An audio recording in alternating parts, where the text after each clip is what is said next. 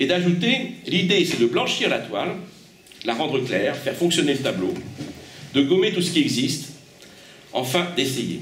Suit donc le texte de Deleuze. Nous y venons. Mais je n'ai pour ma part jamais ressenti la peur de la toile blanche, ni l'embarras de la toile noire. Je ne l'ai jamais vue noire. La toile blanche, je le dirais en langage deleuzien, s'inscrit dans un agencement. On réagit à un format choisi ou conçu suivant ce qu'on le veut faire. La toile blanche, c'est déjà comme une couleur qu'on a posée sur la toile. Elle est déjà rentrée dans le jeu des rapports plastiques. On voit bien que Fromager fabrique peu ces rapports. Il peint donc sur un fond blanc non préparé. Est-ce qu'il réagit à des rapports plastiques qui viennent du contact avec la teinte de la toile ou sa qualité de grain? Ou encore, c'est mon expérience, est-ce qu'il rentre à corps perdu dans le travail pictural en fonction d'une forme à construire et d'un propos qui vous obsède et que vous voulez retrouver dans le combat de la mise en place et de la reprise de la toile? Ce qui fait peur, c'est la reprise de l'œuvre, l'obligation de la retoucher pour la conduire à un autre stade plus avancé, au risque de détruire ce que vous avez déjà obtenu. Ce qui angoisse, c'est d'aller plus loin dans la même toile et de résoudre des problèmes de peinture pour lesquels il n'y a pas de solution prévisible. Et enfin, Fromager aurait dû réagir à l'incompétence, ou du moins l'abus des philosophes en matière de peinture qui aiment causer avec les peintres pour s'emparer littérairement d'une petite notion technique et en faire un texte à côté des problèmes de la peinture. Diderot, en son temps, recommandait déjà de s'instruire auprès des peintres en se faisant expliquer les notions techniques, comme il le faisait lui-même avec Chardin. On a vu ce qu'il avait en tête à propos de peinture. Nous avons fait un modèle prototypique de ce qui nous apparaît comme un simple discours de détournement littéraire et plasticide du langage d'atelier des peintres. Ces écrivains sont le plus souvent, il faut bien le dire, des machines à transformer les plastophanies en plasticides. Ce qui angoisse, c'est l'incompréhension du malvoyant, totalitaire, qui s'ignore, un peu comme quelqu'un qui vous parle de plasticité chez Hegel lorsque vous lui parlez de plastique pur. La plastique chez Hegel, s'exclama sur un ton désolé un peintre à qui j'avais rapporté le mot.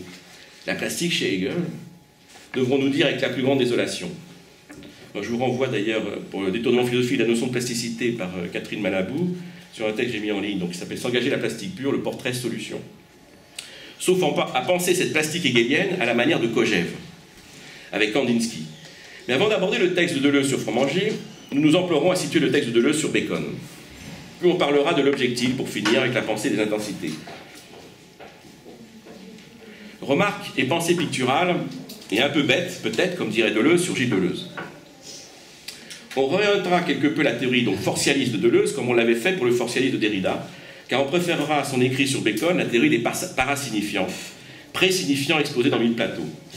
Son travail de commentaire sur l'œuvre de Francis Bacon, intitulé donc Logique de la sensation, comporte un avant-propos où l'on apprend que chacune des rubriques considère un aspect des tableaux de Bacon dans un ordre qui va du plus simple au plus complexe. Il s'agit d'une logique générale de la sensation picturale, ou plus ambitieusement à travers la peinture. Tous les aspects et différents tableaux évoqués en exemple coexistent en réalité. Ils convergent dans la couleur, dans la sensation colorante, qui est le sommet de cette logique. Première rubrique, la figure dans le lieu. Le peintre doit arracher le figure au figuratif.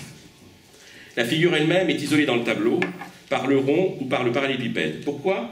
Bacon le dit souvent, pour conjurer le caractère figuratif, illustratif, narratif que la figure aurait nécessairement si elle n'était pas isolée. Le peintre n'a ni modèle à représenter, ni histoire à raconter. Dès lors, elle a comme deux voies possibles pour échapper au figuratif. Il y a la forme pure par abstraction, ou bien vers le pur figural par extraction ou isolation. Si le peintre tient à la figure, s'il prend la seconde voie, ce sera donc pour opposer le figural ou figuratif. Isoler la figure sera la condition première. Donc, sur le rapport de la peinture ancienne avec la figuration, deuxième rubrique, la peinture doit arracher, encore une fois, la figure au figuratif, leitmotiv. S'opposer à la culture photographique facile et au cliché en général pour libérer la figure de la figuration, opposer la sensation au sens sémantique, bien. Donc il en soit, la conception esthétique de Deleuze reste à l'intérieur des micro-analyses sensitives qui séparent sensation et signification, qui sont essentielles chez lui, figure d'un côté et représentativité, narrativité. Donc problème encore littéraire selon nous, entre la fraîcheur, l'unicité, la singularité des sensations, le propre insécable, la micro-particularité valorisée d'un côté, et de l'autre la redite, la redondance, la mauvaise répétition, la reproduction, la représentation appauvrissante, réifiante et annihilante, toujours péjorée. Sauf à opérer la réduction plastématique, cette sensation deleuzienne se prête à une lecture picturale qui recherche une singularité sensitive dans la sphère sémantique qui l'enferme, en produisant et de la figuration et du figural. Et existe-t-il d'ailleurs autre chose? Disons-le franchement.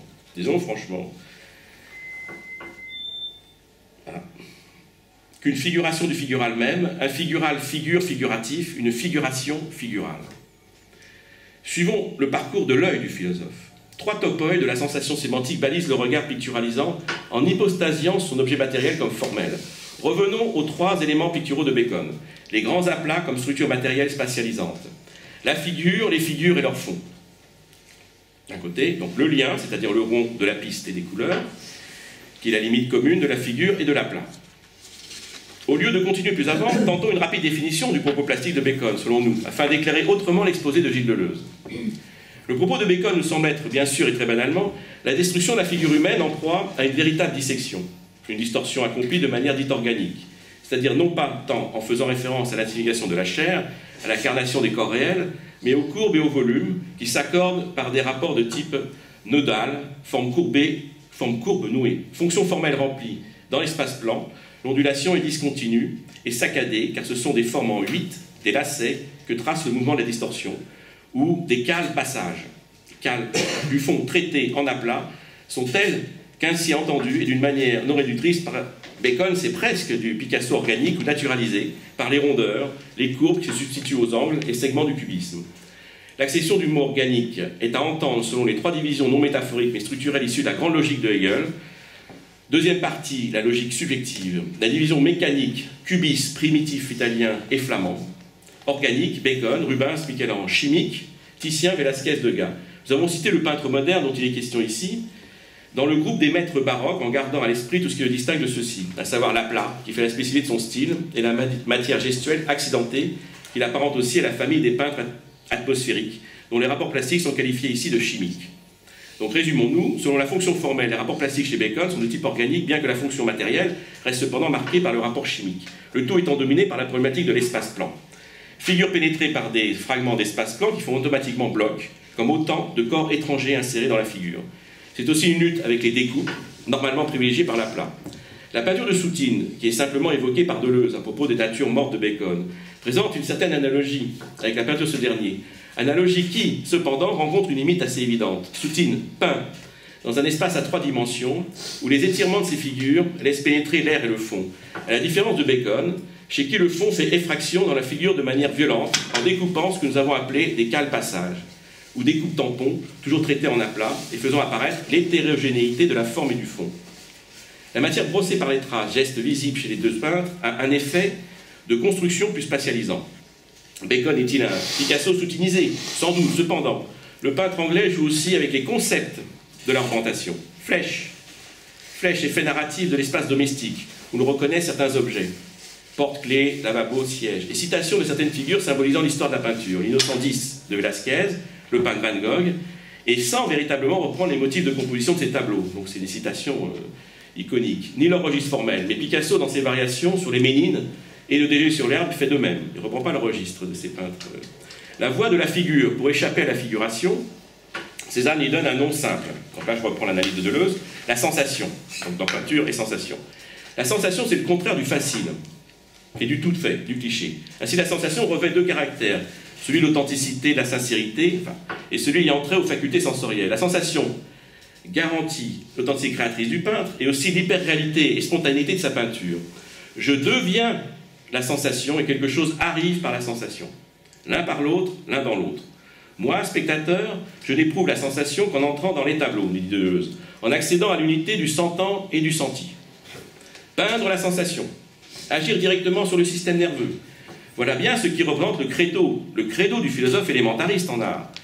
Que veut dire Bacon partout dans ses entretiens, chaque fois qu'il parle des ordres de sensations, des niveaux sensitifs, des domaines sensibles ou des séquences mouvantes?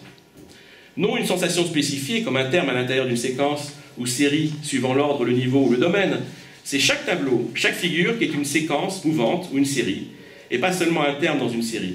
C'est chaque sensation qui est à divers niveaux, de différents ordres, mais différents ordres dans une seule et même sensation. Donc je cite toujours Deleuze. Il appartient à la sensation d'envelopper une différence de niveau constitutive en pluralité de domaines constituants. Toute sensation et toute figure est déjà de la sensation accumulée, coagulée, comme dans une figure de calcaire. D'où le caractère irréductablement synthétique de la sensation. Pour nous, la sensation ainsi présentée, non picturale à dire vrai, parce que déjà syncrétique, ce n'est pas la sensation de Cézanne, voire synesthésique, on va voir qu'elle est totalement synesthésique, est le fruit, c'est-à-dire en correspondance, comme les correspondances de Baudelaire, est le fruit d'un système de connaissances élastique, renversé, dodécaphonique, aléatoire, éruptif, mais aussi culturel. L'élément sensation équivaut à la fois à l'élément unité, ce mouvement, à plusieurs niveaux, et à l'élément médium. C'est également l'élément de la pensée littéraire, élément coagulant, coagulé, élément syncrétique. La sensation comme structure littéraire syncrétique, ou système de connaissances parcouru par de multiples points de fuite, déformés par les séquences mouvantes qu'il produit. Comment, néanmoins, expliquer le caractère de la sensation que note Deleuze? La réponse est donnée dans la 6e rubrique après avoir passé en revue plusieurs hypothèses. La première, l'objet représenté comme unité matérielle synthétique d'une sensation. C'est théoriquement impossible, puisque la figure s'oppose à la figuration. Figuration dont l'objet serait toujours responsable. Deuxième hypothèse, en confondant les niveaux de sensation, c'est-à-dire les valences de la sensation avec une ambivalence du sentiment. Or, il n'y a pas de sentiment chez Bacon, rien que des affects. La troisième, l'hypothèse motrice, est plus intéressante. Les niveaux de sensation seront comme des arrêts ou instantanés, des instantanés mouvants. Quatrième hypothèse, plus phénoménologique, les niveaux de sensation seraient vraiment des domaines sensibles, renvoyant aux différents organes des sens.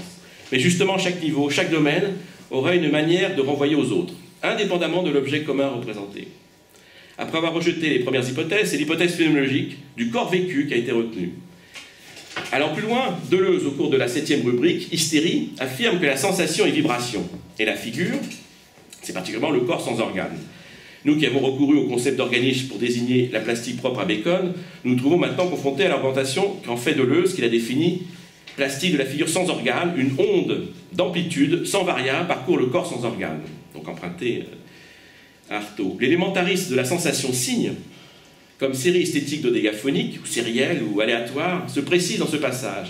Mais ce corps sans organes en rencontre, si l'on observe la série complète, sans organes, à organes indéterminés polyvalents, à organes temporaires et transitaires. Ce qui est bouche à tel niveau devient anus à tel autre niveau, ou au même niveau sous l'action d'autres forces. Or, cette série complète, c'est la réalité hystérique du corps. On proclame enfin l'essence hystérique de la peinture, identité d'un déjà là, et d'un toujours en retard dans la présence expressive. Partout, une présence agit directement sur le système nerveux et rend impossible la mise en place ou à distance d'une représentation. Hystérasis, littéralement, le phénomène de retard. Pour nous, bien sûr, c'est plutôt la littérature et la philosophie elle-même qui sont en position hystérique par rapport à la peinture, ou encore la logique du sens-sensation est toujours en retard sur l'événement plastématique qu'elle déterminera après coup. Corps mouvant, corporéité errante et structurante à la fois, le mélange obligé, présupposé que nous imputons au littéraire et que reproduit l'anti-art, tout cela est réaffirmé ici. La question de la séparation des arts, voilà, synesthésie totale, correspondance, donc aucune spécificité picturale, citation donc de Deleuze, la question de la séparation des arts, de leur autonomie respective, de leur hiérarchie éventuelle, perd toute leur importance. Car il y a un problème commun, une communauté des arts, l'art avec un grand A. Donc, en art et en peinture comme en musique, il ne s'agit pas de reproduire ou d'inventer des formes, mais de capter des forces.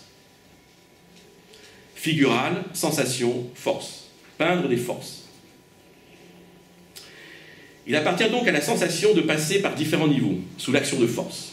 Donc le forcianisme est omniprésent. On n'est toujours pas dans les rapports de ton, rapports de forme, de plan, de ligne, de couleur et de lumière. Il ne sera jamais. La force n'est pour nous que la sensation active, dont la réalité esthétique provient d'une hypostasie, du mode d'appréciation littéraire. L'hystérie de la peinture avant de peindre, selon l'expression de Deleuze, produit par le phénomène de la sensation libérée et libératrice, montre aussi le problème du littéraire avec son corps. Qu'est-ce qu'un corps littéraire, dont Deleuze fait la théorie en définitive? Une hypostasie corporelle de la littérature projetée sur la peinture. Le peintre ne lutte pas contre les clichés par l'emploi de ce que j'appellerais un litem, l'objet littéraire comme sens irréductible au cliché, action esthétique autonome de l'élément multiple mais producteur de sens, la figure sémantique ou de Gestalt, un litem image, à moins que ce ne soit un pléonasme de dire cela. L'image sans cliché est toujours un litem visuel. L'œil et la main maintenant, rubrique 17. Les rapports de la main et de l'œil entraînent chez Deleuze la distinction de plusieurs aspects dans les valeurs de la main. On va aborder l'haptique. Il m'a toujours paru très étrange, l'haptique, et qui est quand même aussi un des éléments fondamentaux de l'esthétique picturale de Deleuze. Le digital, le tactile, le manuel propre et l'haptique. Ces différents aspects de la main visent à faire ressortir ce qui ne se subordonne pas plus totalement au code optique. Le digital exprime la plus grande subordination de la main à la vue. Elle est soumise à un espace optique idéal. Le digital exprime la plus grande subordination. Le digital exprime La plus grande subordination de la main à la vue, elle est soumise à un espace optique idéal. On appellera tactile de tels référents virtuels, allant jusqu'à une insubordination de la main, référent manuel qui défait l'optique. On appellera manuel le rapport ainsi renversé, et on appellera l'haptique quand la vue elle-même découvrira en soi une fonction de touche qui lui est propre et n'appartient qu'à elle, distincte de sa fonction optique. Loin de renverser la sémiologie, la pensée de Deleuze semble participer d'une sémiologie énergétique, sans doute parcourue de flux, de force, en traduisant une déterritorialisation dynamique et désorganisatrice par une structuration différentielle généralisée, décentrée et corporéique du corps signe sans organe. Le dispositif de la pensée des signes forces visuelles, auquel notre philosophe est sensible, il appelle du nom donné par Bacon à son travail, diagramme, toujours pour lutter contre l'effet de figuration. Le diagramme, c'est donc l'ensemble opératoire des lignes et des zones, les traits et tâches assignifiants et non représentatifs. On a bien lu le mot assignifiant, mais il ne faut pas s'y fier. Le dispositif que l'on dit assignifiant est en réalité de la sémantique sensible. L'ambiguïté sémantique est remplacée par une topique sismographique des éléments picturaux. Un violent chaos par rapport aux données figuratives. Il ouvre les données sensibles, dit Bacon. Le diagramme n'a pas le domaine des rapports plastiques, n'est pas le domaine des rapports plastiques assignifiants ou parasignifiants que nous défendons. Il est un dispositif sémantique visuel de pulsions signes et de signes forces sensibles. La lecture hystérique appliquée à la peinture pour analyser cet art nous amène à penser qu'il vaudrait peut-être mieux de parler d'hystérie-analyse ici, faisant ressortir du corps, auquel nous serions en prise directe, par le diagramme via la fonction haptique. Telle est la sainte famille de Michel-Ange. Alors, les formes peuvent être figuratives, et les personnes et les personnages encore avoir des rapports narratifs. Tous ces liens disparaissent au profit d'un matter of fact, d'une ligature proprement picturale ou sculpturale, qui ne raconte plus aucune histoire et ne représente plus rien que son propre mouvement, et fait coaguler les éléments d'apparence arbitraire dans un seul jet continu. Deleuze sous-estime l'intérêt constructif et plastique de la figuration de Michel-Ange. Les lignes rythmiques chez Michel-Ange tiennent compte de la puissance des masses et des volumes, de la poussée sous les facettes, qui modèlent les visages et les anatomies, donc indépendamment de cette ligature, à mon sens. L'analogie maintenant, rubrique 13. Deleuze aime associer et abolir les différences conceptuelles en trouvant des concepts qui dégagent des forces, déploient des effets d'hypotypose physique en évolution. Exemple, ici la charpente et la sensation jugées chacune insuffisantes pour rendre compte de leur enlacement. Il est servi avec le concept de diagramme qu'il croit retrouver dans le concept de motif utilisé par Cézanne. Par ce concept cézannien, il s'interroge sur les rapports entre la sensation et la géométrie. L'opposition qui rapporte la sensation à la durée et à la clarté rend la géométrie concrète et sensible. D'où cette question, qu'est-ce qui rend possible ce rapport dans le motif ou dans le diagramme? Possibilité de fait. Et comment ce rapport est-il constitué en sortant du diagramme, le fait lui-même? La réponse ne tarde pas à se faire entendre. Le diagramme ou motif est analogique, tandis que le code est digital. Digital, non pas en référence directe à la main, mais en référence aux unités de base d'un code. C'est l'analogie par la sensation et non par le détour du code symbolique qui semble être la réponse. C'est à ce dernier type éminent, faire ressemblant par des moyens non ressemblants, lorsqu'il n'y a ni ressemblance primaire ni code préalable, qu'il faut réserver le nom d'analogie esthétique, à la fois non figurative, non codifiée. Encore une fois, les efforts formidables produits par Deleuze pour sortir de la problématique de la sémiosis imitative nous paraissent se solder par un résultat quasiment nul au regard de la problématique des plastèmes ou des rapports plastiques qui intéressent les peintres comme Cézanne, Matisse et bien d'autres, d'où nous prétendons nous aussi voir la peinture. Donc le signe fort chez Deleuze, affiguratif, opposé au code, en faisant travailler la fonction haptique du corps dans l'ensemble de signes tension, qu'il appelle le diagramme, participe encore du signe sémantique ou du signe de la sensation métafigurative, sans accord ni visualité. La définition du terme haptique, donc inspirée de Alois Riegel, l'haptique du verbe grec apto, toucher, ne désigne pas une relation extrinsèque de l'œil au toucher, mais une possibilité de regard, un type de vision distinct de l'optique. L'art égyptien est tâté du regard, donc, conçu pour être vu de près, et comme dit Mallinet, dans la zone spatiale des proches, le regard procédant, comme la touche, éprouve au même lieu la présence de la forme et du fond. En fait, il s'agit d'une conception de la place culturelle ou bas-relief, désignée ici par le concept d'haptique, qui nous semble faire problème et être par trop, cette fois-ci phénoménologique. Un espace haptique, qui sera, selon notre philosophe, remplacé par l'espace tactile-optique, du monde classique gréco-romain, et celui de la Renaissance. Le concept d'espace haptique sert à injecter du corps-signe, selon nous, visuel, indispensable à l'œil de Nausien. Alors que le problème, c'est bien celui de l'aplat, comment penser l'aplat, qui aura une telle importance au XXe siècle. Mais je ne crois pas que l'aplat, bon, j'ai une expérience aussi d'un peu de sculpteur, en ce qui concerne le bas-relief, il n'y a pas de, comment dirais-je, de proximité tactile lorsqu'on fait un bas-relief. Il n'y a pas ce genre de choses du tout. J'ai toujours été tout à fait étonné par cette forme de passage à une autre dimension dans l'œil même que serait l'haptique. Il y a aussi les valeurs tactiles auxquelles il se réfère de Berenson pour parler de peinture. Mais ces valeurs tactiles qui sont censées nous faire sentir un peu les matériaux concrets dans la représentation picturale, notamment chez Chardin, les différents types de, comment dirais-je, de textures. Mais la texture picturale ne renvoie pas spécialement à la texture des éléments représentés. Là encore, il y a toujours une confusion étonnante. Depuis qu'on sait qu'une certaine modernité a toujours été présente dans l'histoire de la peinture, vous pouvez s'attendre à ce qu'il n'y ait pas justement un effet de représentation ou de mimésis, de supposées valeurs tactiles que nous induit un toucher, c'est-à-dire en fin de compte une communication entre les sens. Comme si le sens tactile guidait l'œil pour une proximité avec le bas-relief, et la frontalité d'ailleurs sur laquelle s'appuie Deleuze pour penser l'haptique. Et Aloys rigole, mais là encore, je crois qu'il y a surtout l'aplat et la peinture en profondeur, là, avec le code de la perspective, mais aussi la peinture atmosphérique. Et donc on a plutôt une alternance dans l'histoire de l'art entre un axe de l'aplat et un axe d'une peinture en 3 dimensions, les deux étant aussi fictives, hein, à mon sens. Enfin, voilà. Alors revenons à la révélation plastique, à l'information communiquée à Deleuze par son ami peintre. Qu'en est-il maintenant de ses propos d'atelier? Que sont par la suite devenues les conversations du philosophe avec les peintres? Et pas seulement Fromager, mais aussi un certain Stéphane Zerkinski, ou K, je ne sais pas, EY. Ce sont 3 textes qui compléteront principalement notre commentaire d'esthétique deleuzienne. La plastophanie du chaud et du froid. Alors, qu'est-ce qu'elle est devenue dans le texte de catalogue? Alors, voilà ce qu'elle est devenue.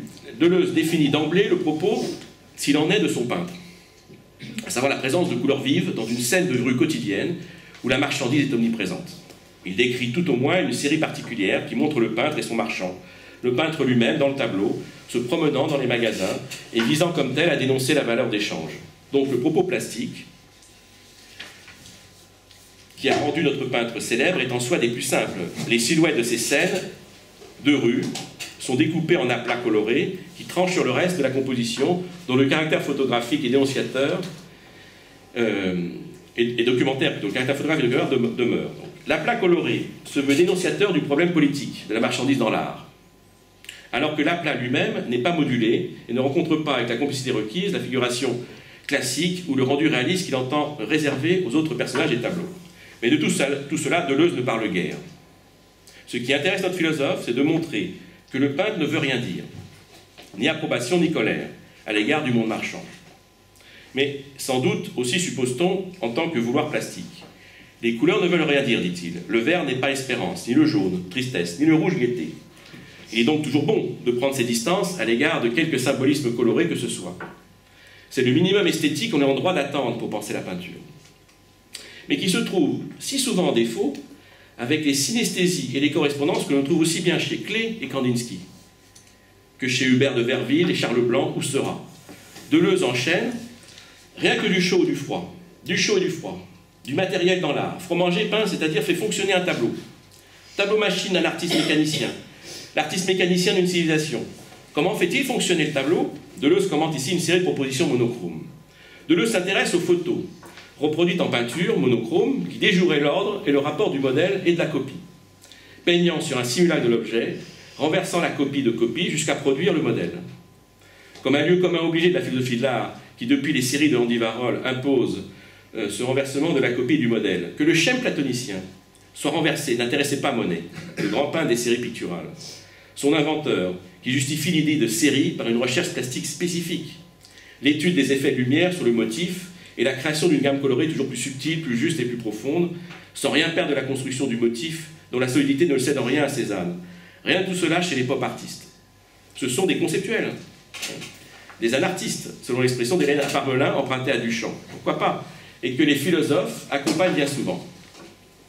Nous avons vu que Deleuze avait découvert l'accord des chauds et des froids, il en fait toute une philosophie. D'abord en disant que le froid ou le chaud d'une couleur définit seulement un potentiel. Il ne sera effectué que dans l'ensemble des rapports avec une autre couleur. Ce qui vaut en effet pour toute fonction plastique. Une règle plastique est un potentiel. L'accord des tons froids et chauds ne s'apprécie que dans le tableau avec toute sa complexité. Mais que ce jeu coloré, en soi purement plastique, devienne un jeu conceptuel dans une œuvre qui met en scène l'effet conceptuel des couleurs sur la représentation, citation, un petit bonhomme à l'arrière est constitué vert et froid. pour chauffer encore, par opposition, le violet potentiel chaud. Ce n'est pas suffisant pour que la vie passe. La citation de Deleuze. Un homme jaune et chaud, à l'avant, va induire ou réinduire le violet, le faire passer à l'acte, par l'intermédiaire du vert, et par-dessus le vert. Donc on n'est pas loin de mon histoire de jeune fille, là, quand la peinture est représentée par une sorte d'allégorie, qui est toujours un personnage, mais un personnage littéraire, il n'y a pas de personnage picturaux, à mon sens. Deleuze nous fait un récit, une narratologie des rapports colorés, qui sont eux-mêmes dans l'œuvre l'objet d'un jeu théâtral. Pour que le tableau fonctionne avec ses fonctions colorées, nous savons qu'il n'est nul besoin d'une histoire, ni même du peintre noir au premier plan qui observe la marchandise. Le tableau et la série des tableaux ne veulent rien dire, mais ils fonctionnent. Il faut au moins vouloir dire un propos pour montrer qu'ils fonctionnent. Il faut faire fonctionner un propos plastique, comme les couleurs de Nicolas de Staël fonctionnent dans tous les registres de la couleur avec son apport propre. La couleur stridente, les couleurs sales s'accordant avec les couleurs pures, les dissonances accordées. Mais tout le monde n'est pas un créateur en couleur. Il n'y a eu au XXe siècle sans doute que 2 ou 3 coloristes créateurs, Matisse et de Staël.